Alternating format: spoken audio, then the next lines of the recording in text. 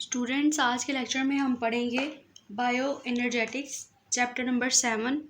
और ये chapter number 7 जो है ये 9th क्लास का है।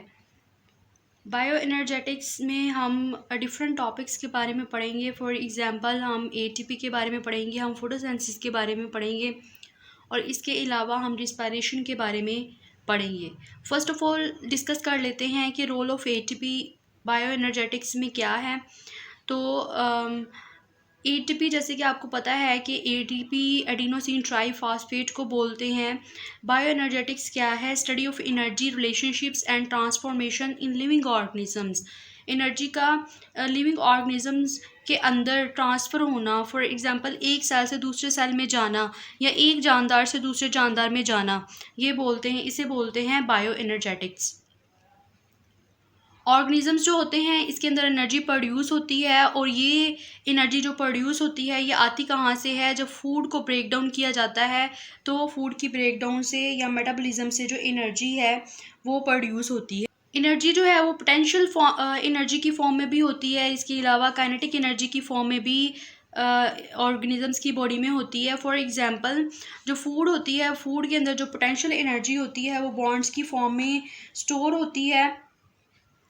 जब ये बॉन्ड्स जो होते हैं ये ब्रेक डाउन करते हैं तो large amount of kinetic energy जो होती है वो रिलीज़ होती है। फॉर एग्जांपल हमने कोई भी पार्टिकल, कोई भी मटेरियल खाने वाला खाया, हमने कोई भी कार्बोहाइड्रेट्स खाए या हमने कोई भी प्रोटीन्स खाई तो उसके अंदर पोटेंशियल एनर्जी स्टोर थी। लेकिन फिर बाद में जब उसकी डाइजेशन हुई, जब वो स्टमक में गई और डिफरेंट एंजाइम्स ने उसके ऊपर अपना एक्शन शो किया तो उसके नतीजे में जो एनर्जी रिलीज़ होगी वो काइनेटिक एनर्जी होगी।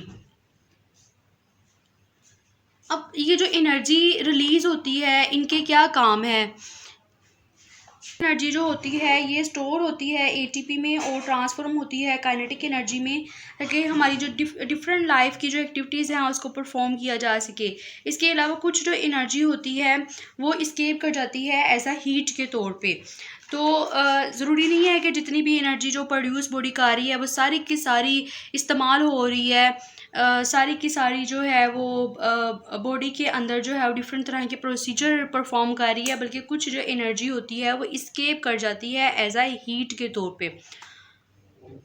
अब हम इस सारे अगर प्रोसीजर को देखें तो यहाँ पे पूरा एक फ्लो चार्ट बना के दिखाया हुआ है कि कैसे एनर्जी जो है वो एक फॉर्म से दूसरे फॉर्म में कन्वर्ट होती है और किस तरीके से जो एनर्जी है वो फिर डिफरेंट तरह के काम के लिए यूटिलाइज होती है। फॉर एग्जांपल यहाँ पे आप देख सकते हैं कि रिडक्शन ऑफ कार्बन डाइऑक्साइड हो फूड टू रिलीज एनर्जी। जो एनर्जी है उसकी ऑक्सीडेशन होती है ताकि एनर्जी जो है वो रिलीज़ की जाए। एनर्जी इन एटीपी, एनर्जी जो है वो एटीपी की फॉर्म में स्टोर हुई होती है, पोटेंशियल एनर्जी की फॉर्म में, और एज अ रिज़ल्ट जब फूड की ऑक्सीडेशन हो रही होती है तो उसके साथ साथ जो हीट एनर्जी है ये भी निकल रही होती है। तो ऑक्सीडेशन क्या है, रिडक्शन क्या है, इस प्रोसीजर के बारे में भी हम पढ़ेंगे। इसमें क्या होता है कि एनर्जी जब बन रही होती है तो एटीपी एक फॉस्फेट के साथ मिलता है जिसे इनऑर्गेनिक फॉस्फेट बोलते हैं, तो एटीपी बन जाता है। होती है ये डिफरेंट तरह के जो काम होते हैं उसको परफॉर्म करती है, इसकी ट्रांसफॉर्मेशन होती है। फॉर एग्जांपल यहाँ पे 3 तरह के काम जो है वो बताए हुए हैं। एक तो ये है कि ये एक्टिव ट्रांसपोर्ट में काम आती है, मेंटेनेंस में काम आती है, इसके अलावा ये केमिकल सिंथेसिस में काम आती है और इस सारे प्रोसीजर के दौरान में जो है वो हीट रिलीज़ होती है। फूड की ऑक्सीडेशन होती है और जो कार्बन डाइऑक्साइड होती है उसकी रिडक्शन होती है और इसके नतीजे में जो है वो एटीपी बनते हैं। और एटीपी बनने के बाद जो एटीपी है वो डिफरेंट तरह के जो काम है, डिफरेंट तरह के जो प्रोसीजर्स हैं उनमें इस्तेमाल